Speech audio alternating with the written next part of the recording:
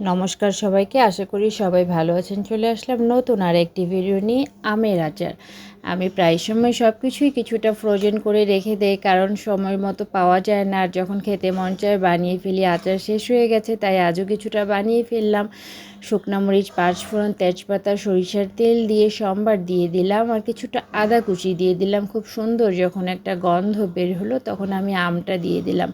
আমটা ফ্রিজ থেকে বের করে ভালো করে ধুয়ে আমি হাত দিয়ে যতটুকু পানি বের করতে পেরেছি চিপে বের করে ফেলেছি। হালকা নেড়েচেড়ে কিছুটা মশলা দিয়ে দিলাম, হলুদ, লবণ আর মরিচের গুঁড়া দিয়ে আবার নেড়ে চেড়ে নিলাম। সরিষা, রসুন আর কাঁচা মরিচ ব্লেন্ডার করে রেখেছিলাম, এটা দিয়ে দিলাম।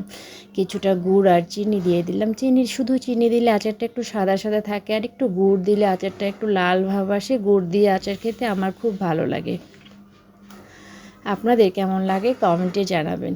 এভাবে আচার বানিয়ে আমি ফ্রিজে রেখে দিই, 2-3 মাসের মতো খাওয়া যায়। আর কিছুটা ভিনেগার দিয়ে দিব। ভিনেগার দিয়ে দিলে বাহিরেও আমি 10-12 দিন অনবরত রেখে খেতে পারবো। আচারে কোনো গন্ধ হয় না। আচারটা মোটামুটি আমার হয়ে গেছে। আমি নামানোর আগে 2-3 চামচের মতো ভিনেগার দিয়ে আর একটু নাড়িয়ে চাড়িয়ে কিছুক্ষণের জন্য রোদে রেখে দেবো। বাস, তৈরি হয়ে গেল আমার আচার।